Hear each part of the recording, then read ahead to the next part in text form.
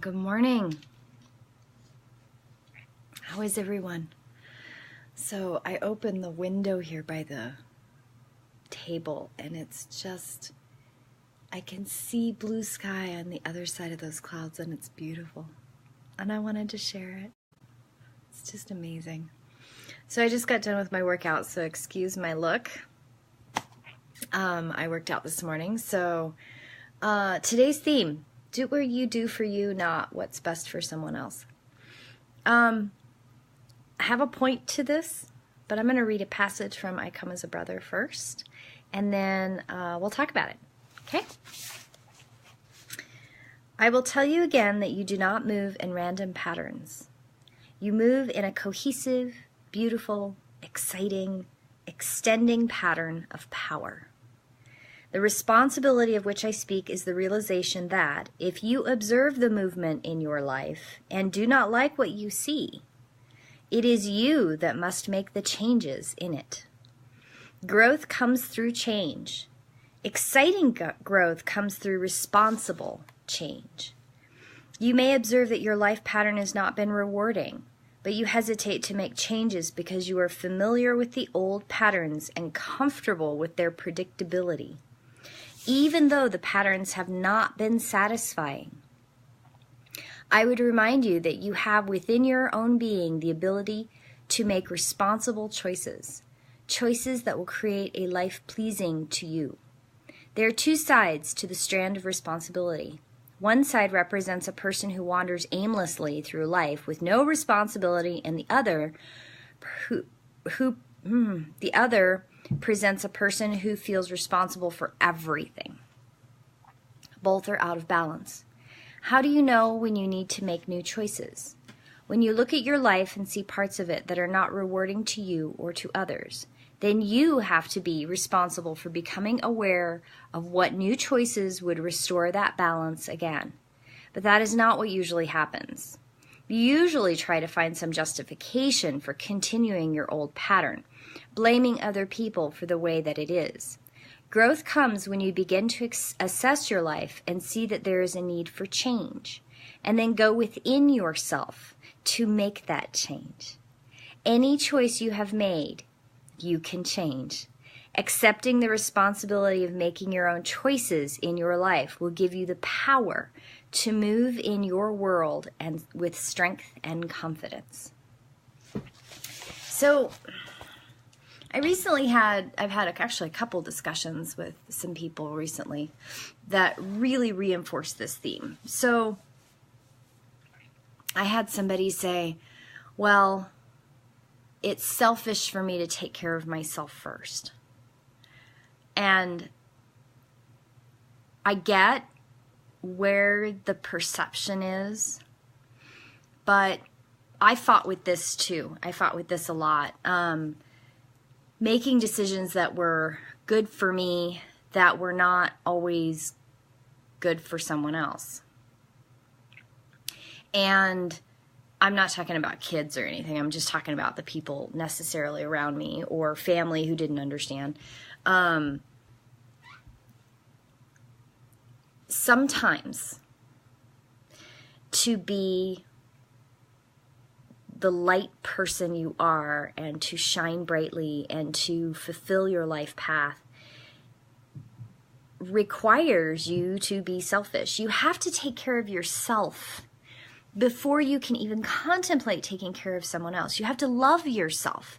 You have to love what you do. You have to love your inner being and be at peace with that before you can love someone else or fulfill someone else's needs or fulfill someone else's expectations. And honestly, the times in my life that I fought and struggled and really tried to fulfill someone else's expectations were the most miserable times in my life.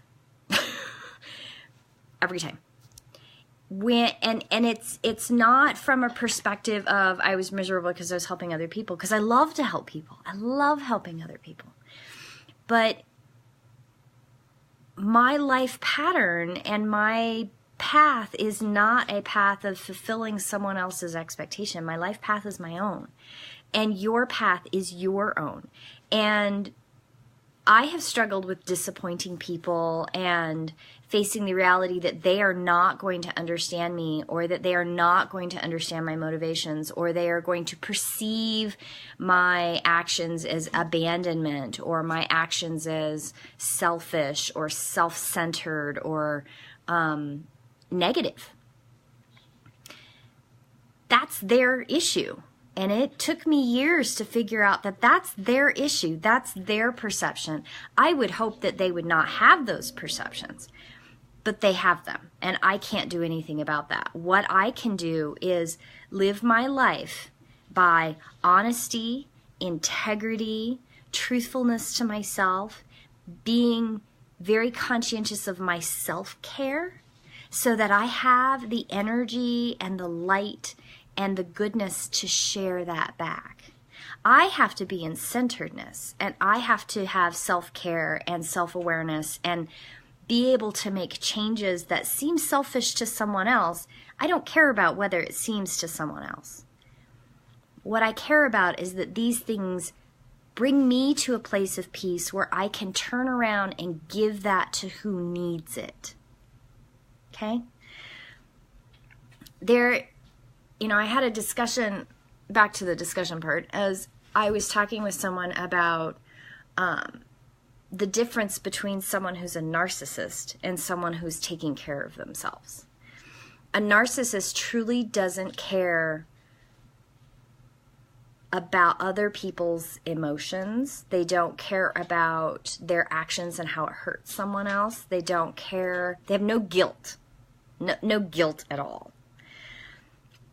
Someone who's not a narcissist will struggle with that guilt and maybe come to a place of peace where it doesn't worry at them as much once they kind of get in the cycle of that self-care part and being okay with helping themselves first.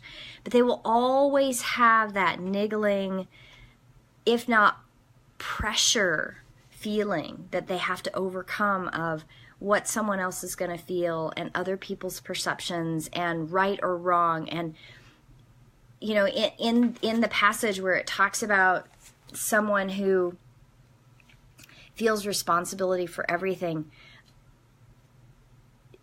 it is often the person that is the most energy sensitive that weighs those responsibilities and those actions and really worries at them for a very long time. And an action that was taken 20 years ago is brought up in their mind's eye and they're still worrying at it. It's like a worry stone that they can't quite get past that thing. Now, the person that wanders aimlessly through life with no responsibility isn't necessarily a narcissist. It's just maybe somebody who's very sensitive but doesn't know how to own their own stuff. But a narcissist is somebody who genuinely doesn't weigh other people's input, doesn't weigh their thoughts, doesn't weigh their opinions. It's really interesting because I've seen, not only in my life but in other people's lives, that some of the most sensitive people when they get to a point where they've been abused and they have been in situations where they've been taken advantage of over and over and over again, or they're trying desperately to please someone in their life, and when they finally have enough and they break away from that cycle, the person that they were involved with that created a lot of that the sensitive person is trying to break away from that narcissistic or just abusive. I mean, maybe not even narcissistic, but an abusive relationship of any kind. I mean, that could be friendship or relationship or whatever. When they break away, that person that's left behind, that person that was the negative, so to speak, in that relationship, they will always claim that the sensitive person that breaks away is a narcissist and a pathological liar. Every single time. Or call them crazy or bipolar or whatever. Because that sensitive person spent so much time trying to please that person and tried to overcome or help them or fix them or whatever those dynamics were. And when they finally see the light and they go, aha, It's okay for me to have self-care. It's okay for me to nurture my sensitive self. And I don't know what that's going to look like, but I know that being with this negative person, I got to get away from that, or I'm never going to be able to see my own light, or I'm not ever going to be able to do whatever those things are. That person that's left behind, that negative person that lost control, will always blame that sensitive person and call them horrible, horrible things, because they no longer have control over that sensitive person, and they're no longer able to manipulate that person. They're no longer able to have control or have a lord over that person. And that sensitive person that's broken away, it will take them years often, not months, not weeks, years, to overcome that self-negative cycle of I'm not good enough, I'm never going to be able to please them, I'm never going to be able to fulfill their expectations, I'm never going to make enough money, I'm never going to be able to send enough gifts, I'm never going to be able to make enough phone calls, I'm never going to be able to write enough letters, I'm never going to be able to do a good job, I'm never going to, like that negative, I'm not good enough, I'm terrible, I'm horrible, I'm a horrible person, I abandoned them when they needed me. All these thoughts, these are real thoughts that real people have, that I have had. And it's a difficult journey to get to the point where you can look in the mirror and say, I love myself, and I would do what I do for me, not what's best for everybody else. Back to that life theme, or today's theme. It takes years to get to the point to know that I love myself. I'm not a bad person. I'm not a terrible, selfish, horrible, insensitive, lying bitch. I'm not those things. I love myself, and I have to do what's best for myself first. Not what everybody else thinks that's important. I have to do what's good for me first. And then when I find my peace, I can be here to help others. Whatever that means, whether that means in a relationship, whether that means in a job, whether that means in friendships, whether that means in a career choice, you have to take care of yourself first before you can be there for anybody else. And I love that in this passage today, it talks of, there's a couple places that are italicized, and it says, any choice you have made, you can change. Those inner choices and behavior patterns that you get into, you can choose to change them. They talk about how you're raised when you're little influences how you are as an adult. Absolutely true. I've seen it happen. I studied child psychology when I was in college. I used it on my kids, and it's totally worked. But the thing to also look at is that you can look at those behaviors, and you can look at those things that you were taught and those behaviors that are negative that you grew up with, and you can look at them and you can change them. You don't have to be like your mom. You don't have to be like your aunt. You don't have to be like your dad. You don't have to be like your uncle. You don't have to be that way. That is an excuse. That's a framework you were born into in this life because you chose that life pattern before you were here. Okay? So take hold of those reins and change what you want to change. You have the ability to do that. It will take time. It will take effort. You will fall down. You will cry some tears. And that is part of it. I know this. I know it. And I know you can do it. So, hopefully that's an empowering daily devotional. It's something that's come up, and it's one that I've wanted to do for a while, but I had to wait till I had a little bit of time to do it. I am going to go now divest myself of workout clothes, finish my keto tea. Oh, that's something else that's exciting is I started, I did it last year, but I'm doing it again this year, a keto diet, doing 60 days. I finally hit ketosis day before yesterday, something like that. I'm very excited. Oh, and I got new running shoes. Eek! I'm not a big person into buying a lot of extra. I don't buy clothes very often, and I don't buy shoes very often because I hate shopping. But I'm really excited. This season's going to be awesome. I'm going to get into shape because I want to. Okay, so I have lots of stuff to do today.